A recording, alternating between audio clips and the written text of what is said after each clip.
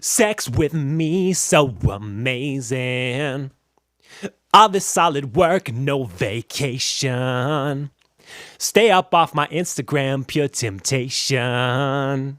Hit a switch on a fake bitch like a station. Sex with me, so amazing. Welcome back to the show. This is Scroll Sessions. I am DeMarcos Hopkins, your favorite bald white podcaster. We got a jam-packed show for you today. I'm excited to be here. Thank you for joining me once again. Thank you for supporting the Scroll. This is the Scroll, and we do patrol the internet. And I noticed something happened a couple days ago. It was Pat Robertson's birthday. If you don't know who Pat Robertson is, let me read you a little something.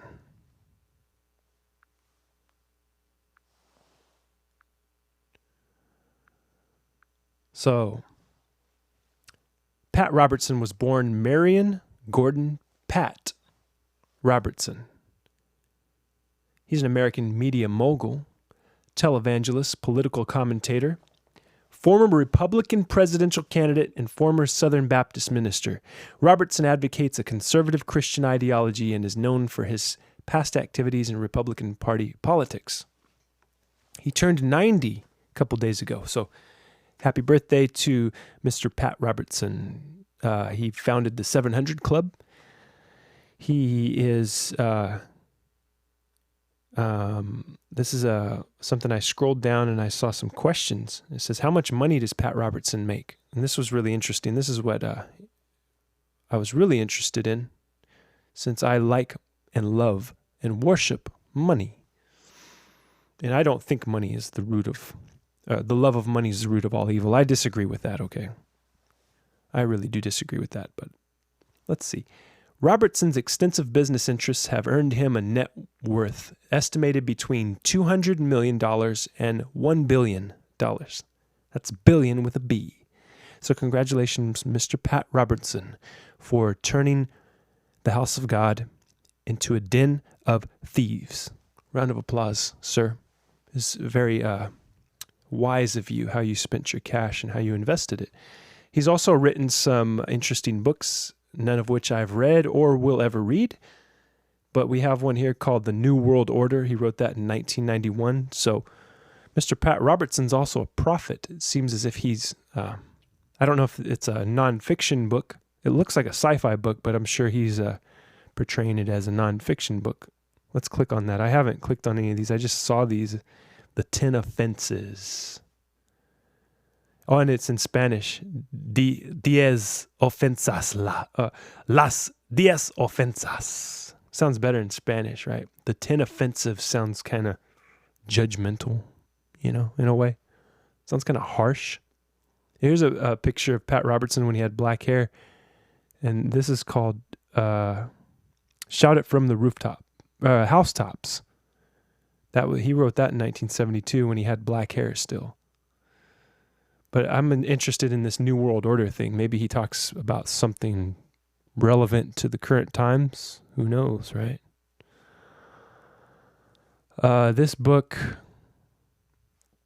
wait a second. New World Order, it says written by Henry Kissinger, narrated by Nicholas Horman. Start listening. Why is this under Pat Roberts? Oh. What am I even reading? World Order audiobook. Okay, this is two separate things. It's because of the ad. The ad tricked me again. See, once again, why ads are evil. It tricked me into reading it. But look at this. Another thing I noticed about Mr. Pat Robertson, he has really low ratings on everything. He's got this book, The New World Order, was written by A. Ralph Epperson, Arthur Goldwang, and Pat Robertson. And it's got a 2.9 out of 5, and I think that's pretty low, Well, if it would have had a 3, it would have looked different, So he got probably like a C+ grade on this book, it seems. Let's see, what is this book about? The New World Order is a New York Times best-selling book authored by Pat Robertson. What is it about? Let's see, we got some new Do we got some information here? I don't care about reviews.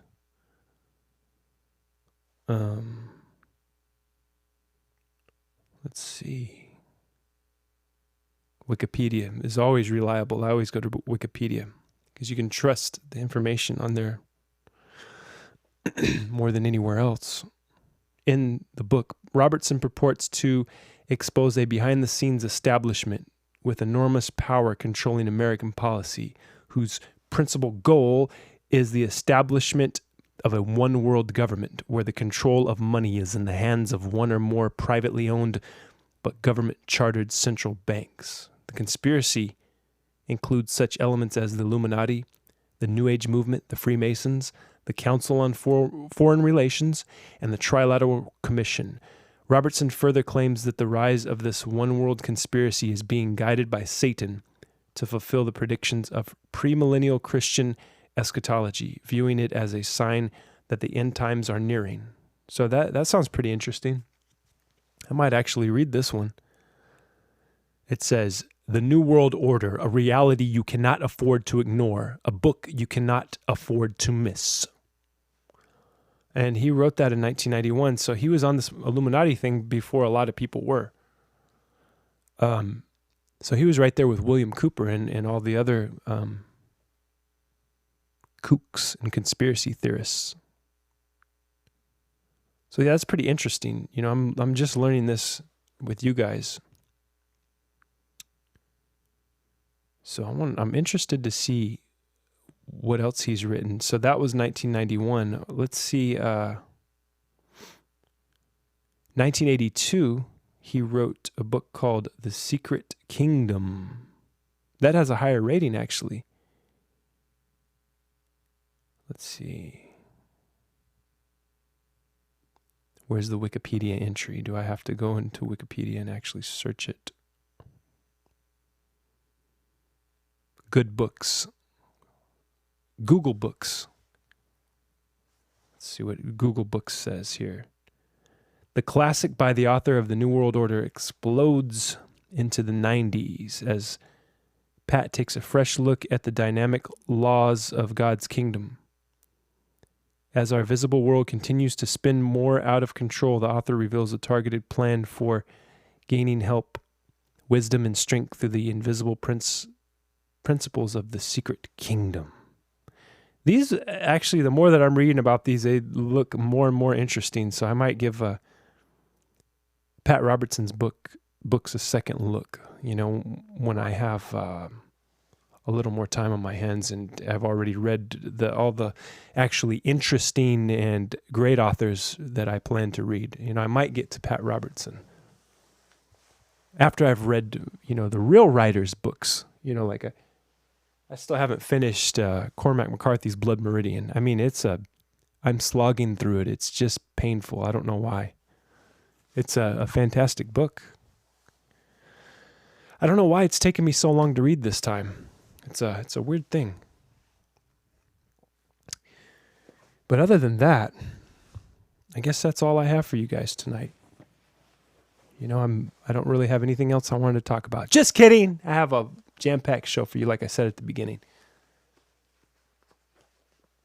I got to cross things out off the list so I know that I've covered them already. So I got that. I was trying to order The Art of the Deal from Amazon. And guess it's an Amazon Prime item, okay? The Art of the Deal by Donald J. Trump.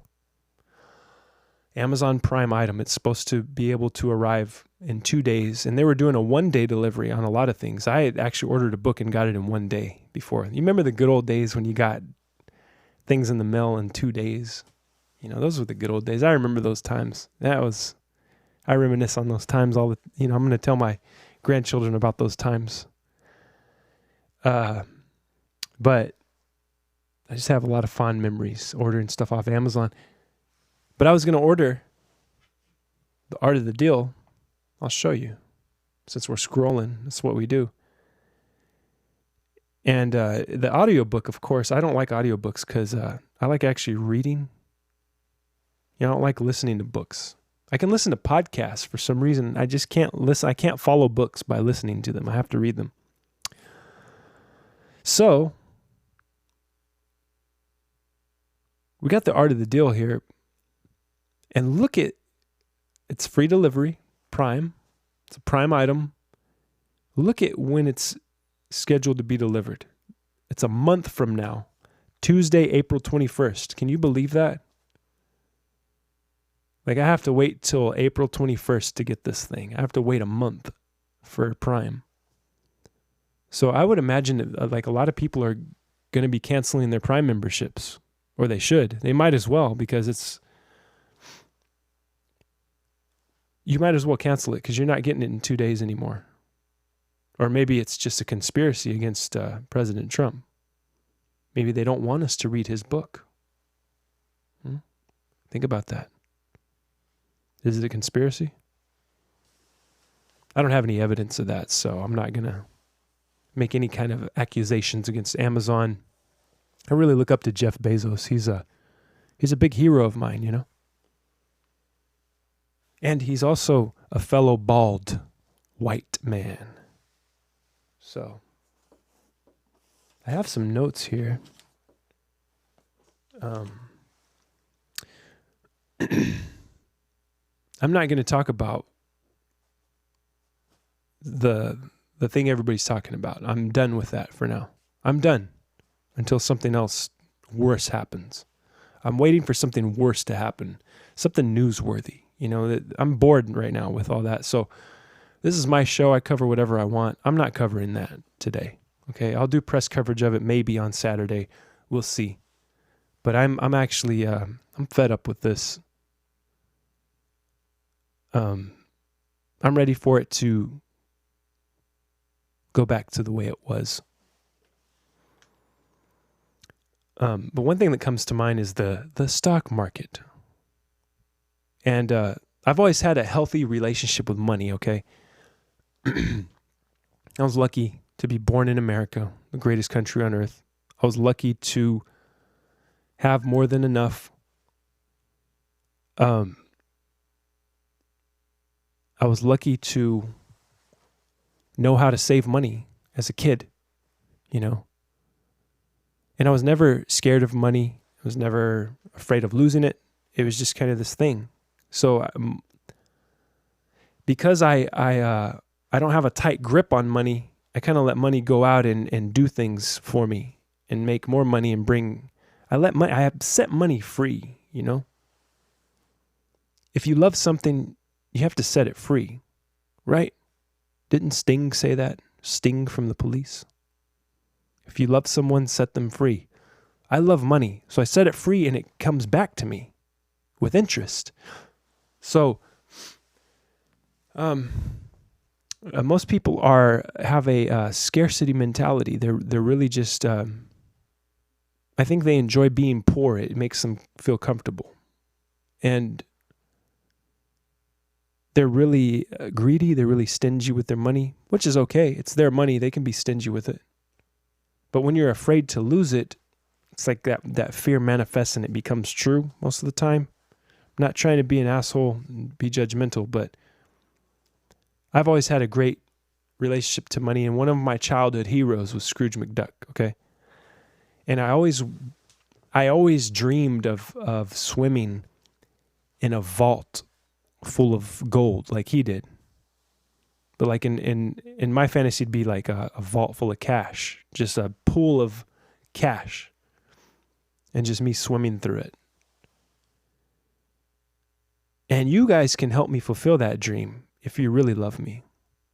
You can help me fulfill the dream of swimming in a vault of money, of gold. It would be cool to swim in a vault of gold just to do it, you know.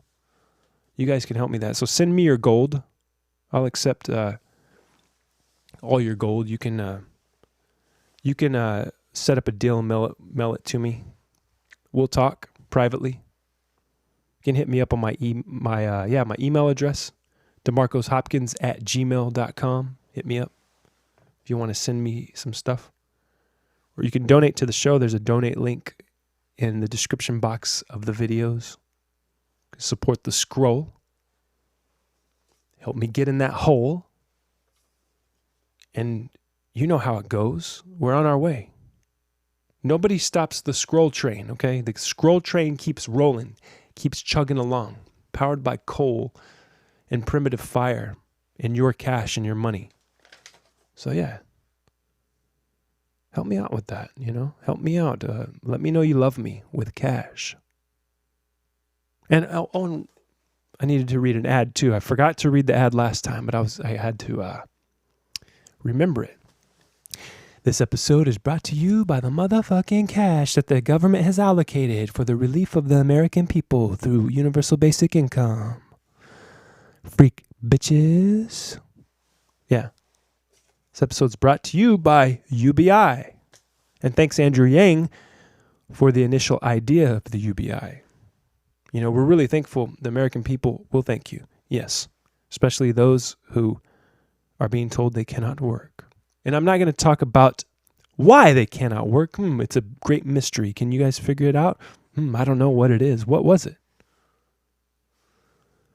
So, it's a great mystery. We don't know. We're just still trying to figure it out. What it is. It has something to do with a crown, I've heard. But yeah, the art of the deal, it's like, are you fucking kidding me? This book that's been in print since what? When did he make this book? Let's look it up real quick when it was first released. I like thinking big. I always have. To me, it's very simple. If you're going to be thinking anyway, you might as well think big. That's a quote from Donald J. Trump. Praise for Trump, The Art of the Deal.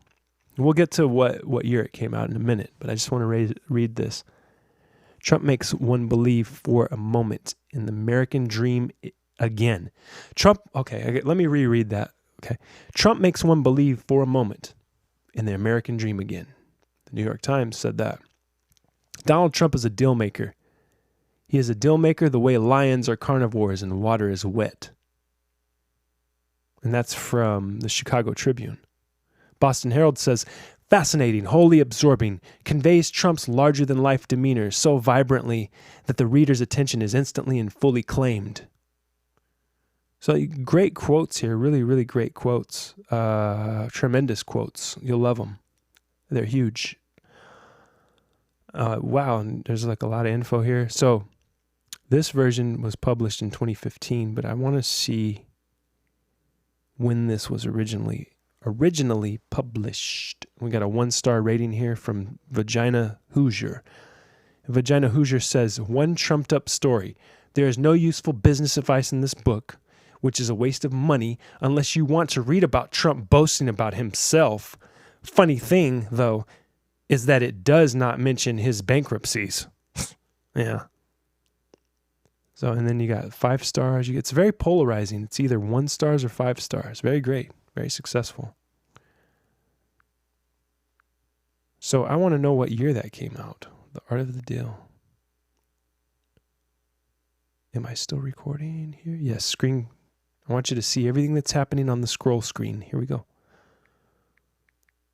The Art of the Deal by Donald Trump. 1987, okay? 1987 book. Credited to Trump and journalist Tony Schwartz. So that's very interesting, very exciting. And very strange that that Amazon is going to make me wait a month for it. So I'll just go to Barnes & Noble. I'll go to the local Barnes & Noble, or Walmart probably has it. Who knows? It's out there somewhere.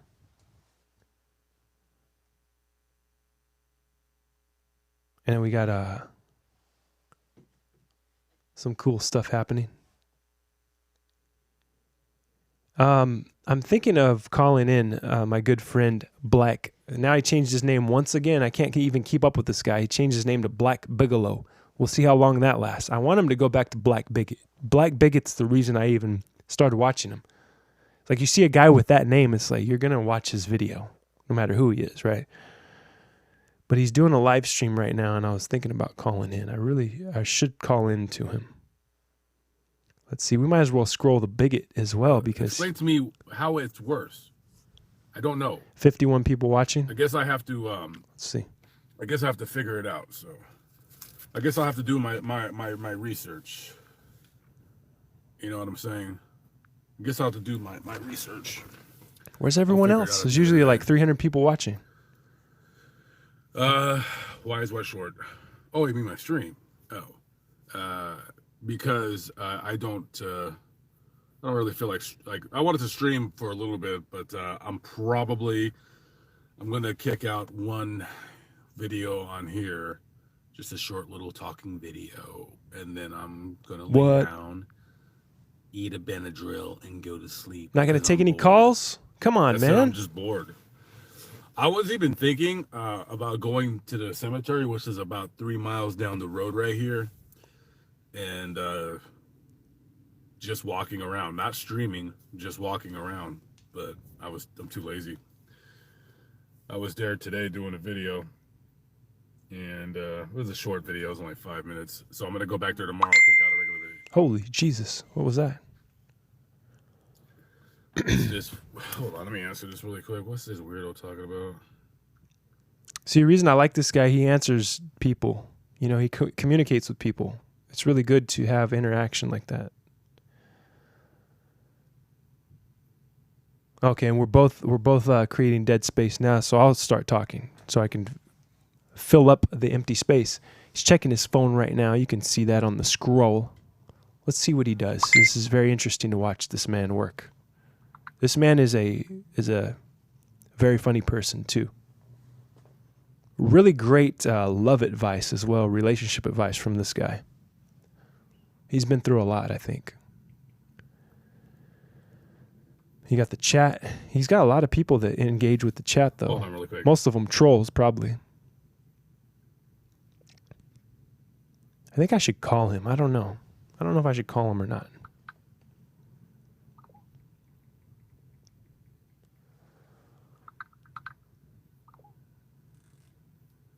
The cops are after you all the time, BB. Anyways.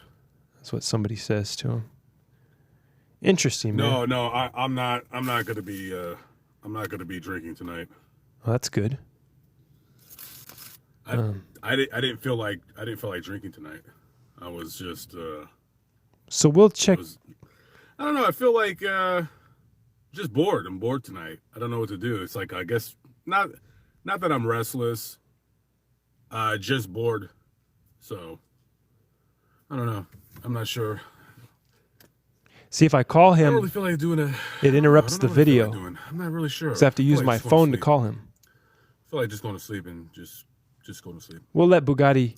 That's right, Linda Love. We'll let the Bigelow go to sleep. We won't interrupt him this time. I'll interrupt him another time, though. And what else can we scroll here, you know? I think I might have to go back to the list and start crossing shit out. So I'm looking at, you know, it's a mess. It's just, I take so many notes throughout the week. It's just ridiculous. And I'll never get to all this stuff. I mean, I have hoarded and stockpiled episodes for you guys. You know, and these long episodes like this one are going to start going behind the paywall. I'm just giving you a heads up. It's going to go behind the paywall. That reminds me, one of my favorite podcasters. And since we're talking about the art of the deal, this kind of segues into it. He was criticizing Donald Trump. And I love Sam Harris is his name, the Waking Up podcast. And he has the meditation app as well. We're going to go to his podcast. I'm going to play a little bit of it. We have Netflix trying to distract me and tempt me into watching shows when I'm supposed to be doing my show. So we're going to go to the Making Sense app. And this is a thing that it really made me angry about Sam Harris, is that he started putting all of his content behind a paywall, and he'll release like a 20-minute teaser of something. It's like, dude, do you really need that? You get paid to speak. You get paid for speaking engagements. You have other sources of income. Like, you really need to put your shit behind a paywall? Come on, man. You know, like, I need to put my shit behind a paywall, my extra content. Like I'm going to do, like, this is the plan, okay? This is the I'm not going to say how long the plan is, like the 5-year plan. I'm not going to tell you that because it's going to happen way sooner than 5 years. So the plan is to have a website, direct traffic towards it, and like these episodes that are a little bit longer will be behind the paywall. And if you like the short videos and you're interested in longer content, then you can buy it. And it's not going to be on Patreon because I don't have a Patreon. It's going to be on the Scroll Sessions website, right? Right. That's where it's going to be. That's where it should be. And you can unlock the episodes if you pay like whatever it is a month. You know, subscription based. Kind of like the same business model as Patreon, but not Patreon, okay? And that will be the business model. But the reason I brought you to Sam Harris is because he loves to criticize Trump. He thinks that Trump's an idiot. I probably should have put something in the show notes. Should have been a little more prepared for this one. But it's okay. You can watch me sweat as I look for it and try to fill the space with intelligent things. My brain is going off. The gears are turning. I'm searching for articulate thoughts. I'm under pressure and stress. I can't even say stress the right way. That's how stressed my brain is right now. Escaping a Christian cult, things like that. Ricky Gervais. I listened to that one. I remember I listened to that one on my way across America. When I took my tour across America, the Ricky Gervais one kept me company. It was a great episode. But yeah, listen to Sam Harris. I'm not going to go through his episodes and play all of them. We'll hear a little bit. If you've never heard Sam Harris speak, we'll try this one. Maybe we'll get a lucky guess. Don't want to hear your There you'll find our private intro. RSS feed to add to your favorite podcatcher, along with other subscriber-only content. Podcatcher. And as always, Sam Harris is I never great. want money to be the reason why someone can't listen to the podcast. Oh, So if you can't afford a subscription, there's an option at samharris.org to request a free account. very And we generous. grant 100% of those requests. 100%. No questions asked. Very generous. I would never Okay. beg you for your content, though, sir. I have Paul Bloom back. Paul, good to hear you. Good to be back. We do not beg We have on a couple Scroll of Sessions. messes to clean up, or at least one mess to clean up from the last round where we, I haven't gone back to listen to exactly what we said, but I got the sense that we disparaged Pee Wee Herman somehow, or at least minimized That his... was the least of my intentions. Right, yeah. There was nothing mean-spirited, but we diminished his stature or assumed that he was invisible or, had... That's because you guys are boomers. And you don't understand the capacity that a creative person like Paul Rubens has. You think, oh, for sure by now he's broke and he's masturbating in some shady, seedy adult theater in 1980s New York. Surely that's where Paul Rubens is at. Surely he's not making Pee Wee Herman movies or doing any stand-up anymore. Well, nobody's doing stand-up anymore. That's over forever. But Paul Rubens is very successful. And he made a really great Netflix movie not too long ago. It was pretty great. I'm making sure I'm still recording because this thing is kind of finicky right here. The screen recorder thing. Making sure it's still going. I think if I keep touching the screen, it'll keep going. But we have a Pee Wee Herman movie that was a Netflix original.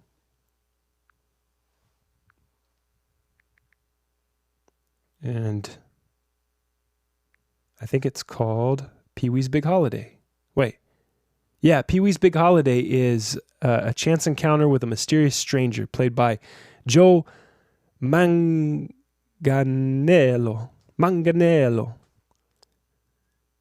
A strange encounter with a mysterious stranger points Pee Wee toward his destiny and his first ever holiday.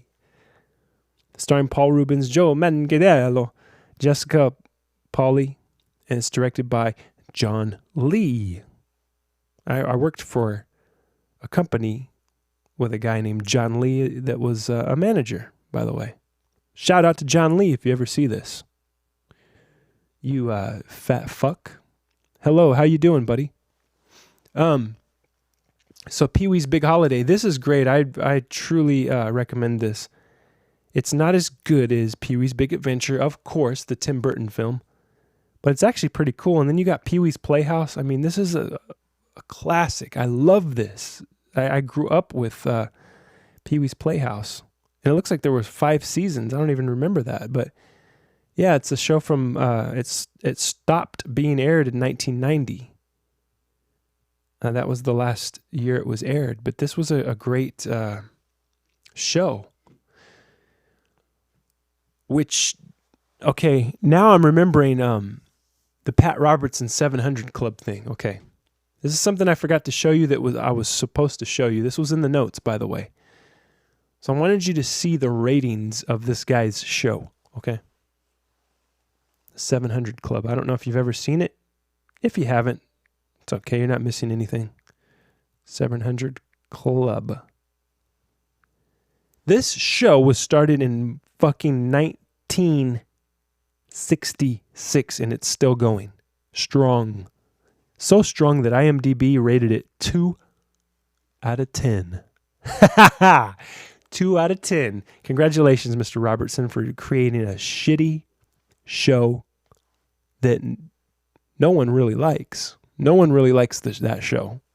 So, congratulations. You're still keeping it going, though. You're still, I'm going to do the same thing with Scroll Sessions, but, he's a real influence to me, because he just kept his show going. It's a crappy show, just to not be too rude. I don't like being very rude and disgusting on the show, and gross and uncalled for, and I don't like being a mean guy on the show.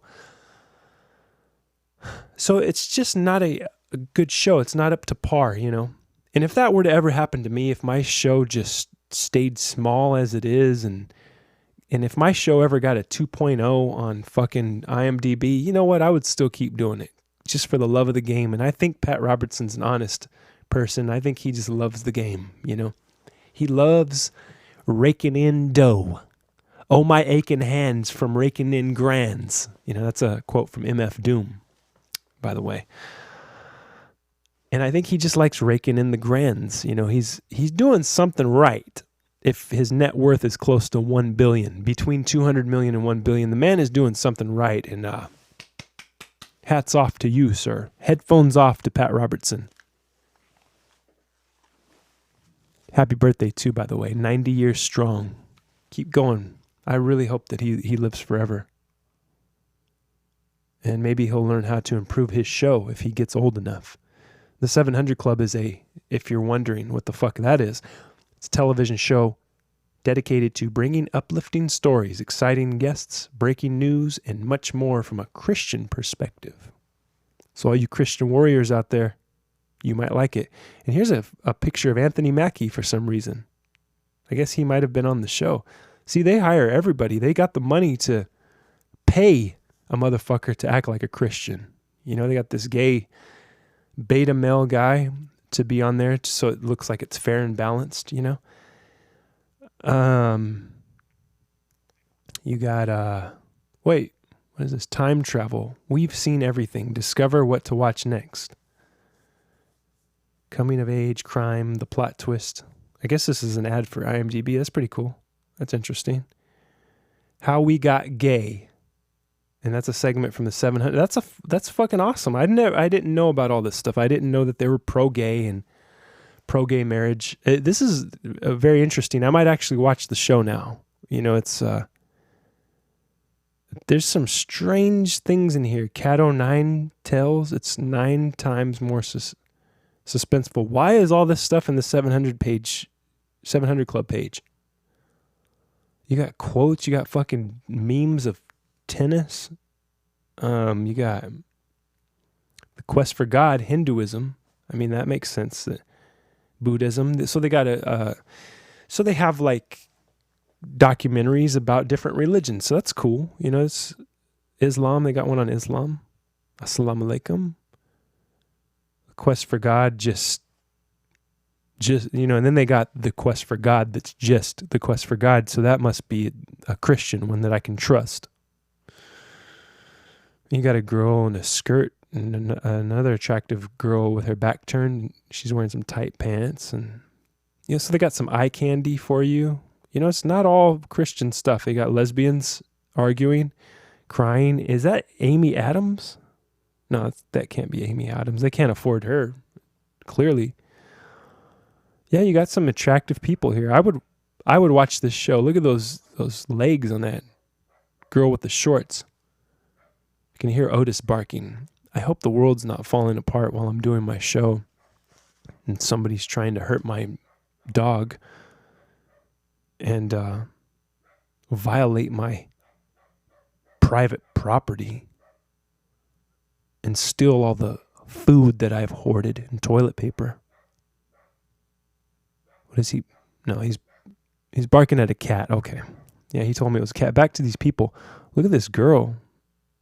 Man, she's attractive. Look at those hips. Wow. Girl with the glasses here.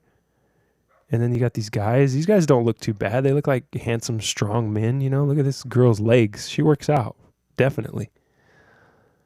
So these people, I would watch these people. They look nice. They look attractive. I would definitely watch their show. So I'm changing my mind about the 700 Club and CBN and all of that. All of those people that have made the Lord's house a den of thieves. I would watch this stuff. I think I might even support them financially. I might even give money to them, to be honest with you. And so we can cross that off the list. I think we talked about that enough. We talked about the art of the deal, right?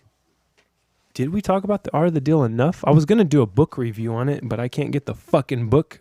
It's going to take a month. So I got to drive all the way to Barnes & Noble and look for it there. They have to have it there. If they don't have it there, I'm going to start panicking. I'm going to go into full prepper mode. I just make fun of that stuff. I make fun of people who prep, who have stored up food and bullets and guns and Bibles. I make fun of them usually. But if I can't find the art of the deal to read that and do a review on it, I'm going to start panicking. I'm already sweating. I hope you can't see it on the camera, but so I read the ad this time so they can get off my back. People got mad that I said that my show was going to be ad-free forever. They got really furious and they said they were going to protest my show. They told me if I don't start running ads, that's it. I'm going to be shadow banned. I'm going to be ignored. I'm going to be laughed at. I'm going to be laughed off of YouTube is what they told me. So I said, okay, I'll work in advertisements little by little. I'm not going to do like a whole 14-minute advertisement at the beginning like Joe Rogan does or Duncan Trussell, who I love with all my heart, but they do like this 14-minute intro with ads creatively spliced in, some of them. Some of them Joey Diaz is my favorite with the ads. He's super funny with it. So like another thing I wanted to talk about, it has too much to do. I don't know if I should go into it in detail, but it really has a lot to do with the current situation and the atmosphere and the climate that we find ourselves in right now in this emergency mode, in this war that we find ourselves in against the bleep. I'm not even going to say the word today. I'm going to go this whole episode without saying the fucking word of this thing that we're fighting. Not going to do it. I refuse. I protest that thing. But I will talk around it. I'll beat around the bush, as they say. And for some reason, I'm oddly turned on by that phrase. I don't know why. Beating around the bush. It's like it brings something up within me. It gets the juices flowing. I don't know. I apologize for that. But yeah, I wanted to talk about the concept of might is right, because this concept might save you if you follow it and if you believe in it and espouse its ideals. And You know, a lot of people like to talk about being stoic. You know, incels really love the stoic philosophy, and guys, you know, these beta cuck men that have these giant beards and they oil them up, you know, and they all look the same. They have you know who I'm talking about. They got the beards that are like, I'm not talking about a normal, you know, just a beard that's like, you know, trimmed a certain level of a beard. And I'm talking about they have the big bushy beard. They have a faded haircut, faded into, you know, kind of like a little dew at the top. And they love this stoic stuff. And I think that they think the beard makes them look Roman or like a Greek god or a Norwegian god. Is it Scandinavian? Thor is Scandinavian, right? I think. So they think that it makes them look like that. I think that's what they're thinking. But, you know, when you have a neck that is, when your neck is as thin as my dick and your arms are even thinner, and you have these little puny little arms, and I by no means am a bodybuilding god. You know, I'm by no means a Greek god. But these guys have these channels, you know. It always comes back to me. It comes back to the war that I have declared on all other YouTubers that just aren't good. They're just not good. And that's why I come to this might is right idea, which they're afraid to say. They're afraid to say that might is right. You know, they're afraid to say things like that. So they beat around the bush. They beat around the bush as well, just like I'm beating around the bush of the thing that we will not mention because I'm tired of manifesting it. I want it to go away. But these guys will talk about everything around might is right, and they'll never get to it. They'll talk about stoicism. They'll talk about no fap, which is, you know, please don't make me explain what that means. If you don't know what no fap is, crawl out from under the rock that you've been living under and search it in YouTube, and you'll be completely disgusted. You know, and that's what we're going to do right now. By the way, I've just decided it. That's what we're going. We're going to search NoFap and watch some of these videos. You'll be disgusted by it. You will be utterly disgusted. You'll be if you're a woman, you'll be turned off by it. The men that talk about this shit are the most unattractive men. I don't even know what I'm going to find. I guarantee you it's not going to be good. No fat benefits. How no fat makes you more attractive. Testosterone effects. Yeah. You guys out there better start watching these videos. Sexual transformation. So, Jordan Peterson, why you should no fap. So I'll listen to Jordan Peterson, okay, because I like him. But these other guys, I don't know. I just don't know. You know, when you see a guy like this, now I'm not going to click on him because he has less. Looks like he has. I'm not going to pick on people that have less views and subscribers than me, even though I have very, very low views and volume and subscribers. I know that's going to change someday, and I don't want to be a bully, you know. So let's pick on somebody that has a lot of views. Let's see, somebody that has, you know, you got a no-fap Jesus, and that's got to be Kanye West, right? What is it? Let's see. Kanye talks about it. We love Kanye on the show here. Y'all in a box. They have you in a box. You can save the world. But you are working on things that are too small. Take a step back. Kids in college, you can save the world. I'm putting my life on this interview right now. It's up to y'all. Y'all the future. Y'all could do it. Yes. Hold up, Mr. West is in the building. Who the fuck is this? Easy is back with a new album. And after watching several of his new interviews, I don't want this song in the background. To ignore him and not bring him into the spotlight to showcase his rebirth and major life changes. Now, I know what you're probably... So this video is from Fearless Dan, and I want to ask you, Fearless Dan, respectfully, politely, get to the fucking no-fap, you puss, you beta cuck male, you incel, get to the fucking no-fap. I want to hear, what the Yeezus has to say about it. I don't care about what you have to say. Play the West, play the Yay, play the Yandi. Give it to me. I want to know right now. I'm about to turn your video off in the next few. If you don't get to it, I'm going to give you 30 seconds. That's it. Countdown starts now. Kanye West is the last person who would advocate NoFap, let alone be a symbol of inspiration to quit porn. Especially when his latest music sounds like this. I'm a sick folk, I like a quick folk. I'm a sick folk, I like a quick. When he's directed last year's Pornhub Awards, and when he's married to a woman who's notorious for her viral adult video. The greatest time Kanye ever had. He should go back to that. He should stop the Jesus music and go back to the Yeezus music. The Life of Pablo music. The I'm a sick fuck, I like a quick fuck. I'm a sick fuck, I like a quick fuck. Please, Kanye, go back to that shit. Kanye, go back to that. I'm a true fan. Go back to that, Kanye. I'll buy all your albums. Yes, I will. I say, I got money for all your perverted shit, your demonic shit, your experimental shit. Yes, indeed. Let's go back to it. And Kim is so delicious. I love Kim Kardashian. And constantly objectifies I love all the herself and Jenners and the promotes Kardashians. twisted All of them are beauty standards. delicious. And when he said things like this, Even in his Caitlyn. past interviews, Do you feel like your attitude towards women has changed since having daughters? Nah, I still look at Pornhub and Why not? Why wouldn't I you? know, I'm also shocked, okay? I'm I totally shocked. understand your doubt and concern, and I wouldn't be surprised if, I understand your doubt and concern, and I understand that you hate Kanye West, so I'm going to be fair and unbiased when I make this video.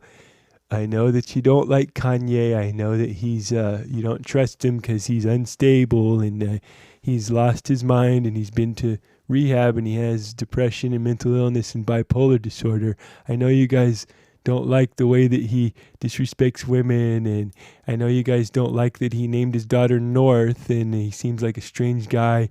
And in his latest video, he's got lots of tanks, and he's starting a cult with his Jesus crew and his Sunday service. And I know you guys don't trust him, but I'm going to show you why Kanye is actually a great guy and why he actually is a no-fap guy.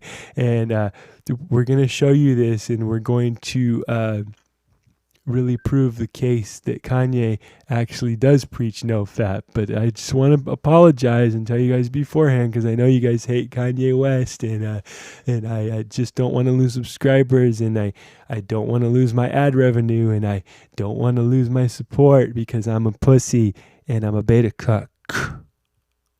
So yeah, goodbye, Fearless Dan. You weren't so fearless now, were you? No. You had to explain yourself, and you had to defend. Here's my case for Kanye. You don't have to defend Kanye. Nobody has to defend Kanye. Only Kanye can defend Kanye. All right? So what else do we have with this? No, I'm done with this no fap stuff. You know, it's just no nut November and all this, you know, the truth after 30 days. And it shows, okay, this is ridiculous. We have to watch this. And it has 531K, so we can make fun of it. Right? It says no nut, the truth after 30 days. This is from a channel called Alpha Show, so I'm sure it's going to be pretty great. The guy probably has a beard and the same haircut. He probably drinks craft beer. What else does he do? He probably carries a longboard. You could probably see him on the street corner right now if you went outside. Not riding the longboard, carrying the longboard. Doesn't ride it. So we're going to watch this bullshit for however long it takes until I get really furious and angry at this. All right, my kingdom's looking good. My neighbor's looking like he could use some help, but let's do that. Hello guys, welcome back to Alpha Show, a channel where we post videos that will change your life and make you a fucking alpha. Oh, and to my previous subscribers, you are now officially named Alpha Show since I didn't like my old channel name that much. Today I would like... So this guy is a guy that doesn't show himself because he looks the opposite of alpha. The exact opposite of alpha is what he looks like. I can't even sound as fucking dorky as this motherfucker. I can't pretend to be more of a dork. It's impossible for me to be this much of a dork. I can't even do a proper voice. I can't even do a proper impersonation of this guy. Like to talk about NoFap challenge and how it completely changed my life even after 30 days of doing it. But before I start, I just want to tell you what NoFap means. NoFap basically means no fapping and no pornography watching. You probably heard about No Not November, which is basically the same thing. No masturbation and no pornography for 30 days or more. But today I want to tell you how NoFap changed my life in 30 days, which is just unbelievable in my opinion, and because of that I want to encourage you guys to try it yourself and become a different person because of it. I honestly really don't know what to say right now. I'm super excited I've made it this far, even though 30 days is not much, but I feel obligated to share my story and motives before getting into how NoFap has affected me, so listen up. I started NoFap about 30 days ago, the beginning of my third year of high school. Before doing the NoFap challenge, I was constantly tired and didn't like talking to people because I thought it required too much effort. Okay. I'm done with this video because I'm trying to be even keeled, especially in this new world we live in. You have to keep your cool. You know, guys like this make me want to hurt. This guy's probably... Watch the video. Watch the video for yourself if you want to know more about that. But we're going to cross that off the list because we don't need to talk about that anymore. I think you get the picture, the idea of how ridiculous this movement is. You know, you guys are going to get prostate cancer, okay? You know, fap guys, and I'm being serious. All right, I'm being sincere in this. You guys are going to get prostate cancer because you're involuntary celibates. You know fap. You're stoic. So you're a hard rock stone. You're not feeling any emotions. You're not ejaculating. You're not having social contact, especially now when you legally have an excuse not to have social contact. You guys are going to, I'm telling you, you got to get out of this. If you want to be celibate, at least don't call yourself involuntarily celibate. Take the involuntary part off. Identify as a celibate. Okay, or identify as nothing at all. Why not just identify as nothing at all? What's wrong with that? Tell me.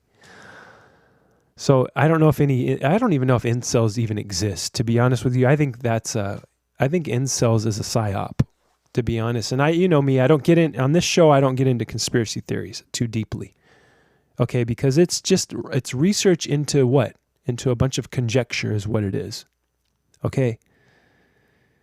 You see, my favorite TV show is True Detective. Okay, so I know how to do research if I want to. And I'm not going to with the incels because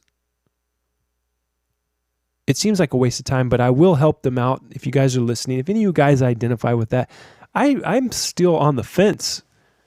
I don't know if any of them exist. I don't know if that's a real thing. If there are guys that identify as involuntarily celibate, is that a real thing? Is that a psyop? Is that the government trying to keep us from fucking and creating more children? It might be. So you guys out there, you got to go against that. You got to go against that and talk to somebody. Get some help, you know. Get some help because you're going to need to be a man in this new world. Might is right, okay? Think about that. Research that. Research it. And get back to me and tell me what you think.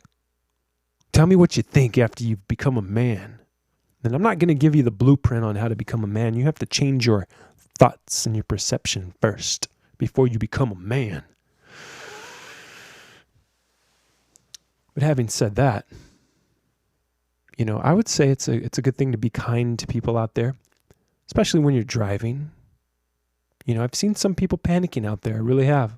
I've seen some rude people. You know, my friend and I were riding our motorcycles, and my buddy is a really kind person. He's got a really great heart. He's a kind-hearted gentleman. And he started talking to this stranger, this guy that was filling up his truck. He had a lifted truck. So you could probably guess what kind of person he was. Because all people with lifted trucks are the same. All right, there's a stereotype that goes with them. I'm not going to say what it is. Not going to say what color he was. You could probably guess. He had a lifted truck, and we're in Bakersfield, okay? But my good friend was really polite to him, and he started joking with the guy, and the guy was like really wound up tight. You know, and my friend told him, you need to, yeah, man, sell your truck and get a bike and let's go riding, you know? He was like extending an olive branch of kindness to a stranger, you know? And this guy's like, it's not my style. It's like, well, let's get a Jeep, man. Let's go off-roading. Well, I don't do that. I'm busy. I got a lot of things to do. And I could see the fear in this guy's eyes, you know what I mean? He passed by and he was like staring at us like we're about to rob him or something at a fucking gas station in front of everybody. So this guy was like really wound up tight. And it had to be because of the current environment that we're living in. It had to be because of that. What else could it be for, you know?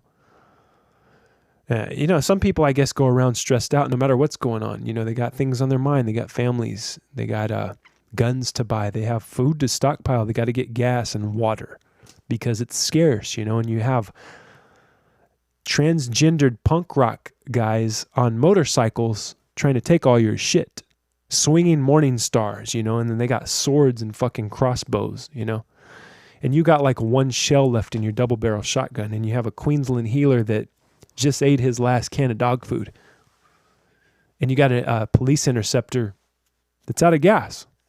So it's like, I can understand that you're stressed out, but be kind to the transgendered punk rock kids. You know what I mean?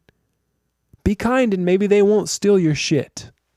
I'm just saying, you know, let's spread a little kindness, people. Let's breathe, let's meditate, let's take it easy. Let's say a prayer for the future. And let's praise the Dark Prince and thank him for the fire that was given to us and for the suffering that he had to go through it. Up there on that rock, tied to the rock, having his entrails eaten by birds every day, over and over again. I can't imagine it. I wouldn't want to go through it. I'm glad he did and I didn't have to do that. You know, thank you for the fire, Prometheus. So I got a whole nother show waiting right here, and I've crossed out a bunch of shit, okay? And I got a whole nother show to go. So I ain't going nowhere. Stick to the regularly scheduled program. And that would be, you can watch the video. I made a video for it, a little commercial. Okay, if you're interested in watching that, it's the banner at the top of the YouTube channel above all my other videos. You can watch that if you want to see the regularly scheduled program. And eventually these are going to go away and they're not going to be free anymore. There will come a time when you'll have to pay for this right here, for this longer content. You're going to have to pay for longer, stretched out, researched, tremendous, great, huge content. And that's the art of my deal. I have a deal for you. How about this? I make 3 videos a week. And then I do live coverage of things, and I do a lot of things for free for you guys. So don't say I never did anything for you. So how about this? Here's my deal. Listen very closely to the sounds of the most soothing voice in podcast history.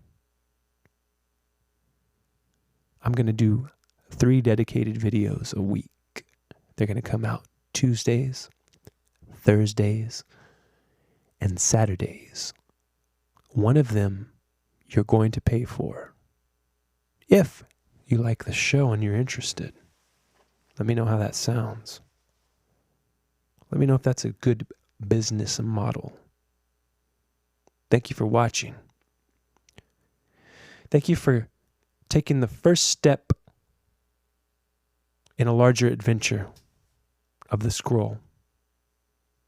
You know, the adventure of 10,000 steps always starts with the first step. And you've taken the first step with me. God bless you. My young and middle-aged and old Christian warriors. Thank you for watching. I'll see you next time. Stay tuned. Tuesdays, Thursdays, Saturdays. Guaranteed nothing stops this unless I die of bleep, of the thing that we don't talk about, that we don't mention on this show anymore. Well, today I'm not going to talk about it unless things get worse, and then I'll have to talk about it. They're fucking forcing me to cover this thing. The sponsors are forcing me. You know, I have no control over that. The companies, the corporate interests that I am subject to. You know, it's my show and everything, but I'm still just kind of an employee, you know, and I answer to them. They are the almighty, all-seeing, all-knowing bankers, global bankers of the Illuminati. And I can't really get out of this contract I'm in, okay? I can't get out of the Faustian bargain, all right? So sue me, all right? I can't get out of the Faustian bargain that I've made. Do you understand what I'm telling you here? So throw a little cash my way. Let me know I'm loved and appreciated for this work that I have to do now that I'm contractually forced. Did I say forced already? I'm contractually obligated to do it, okay? Thank you for watching. This is the end for real this time. Goodbye. I love you, and I will see you on today's Tuesday. I'll see you on Thursday. Love you. Love is the law. Love under will. There's no greater love than do what thou wilt. Right? Do what thou wilt should be the whole of the law. Huh? Can I get a 93? Love you guys. Bye.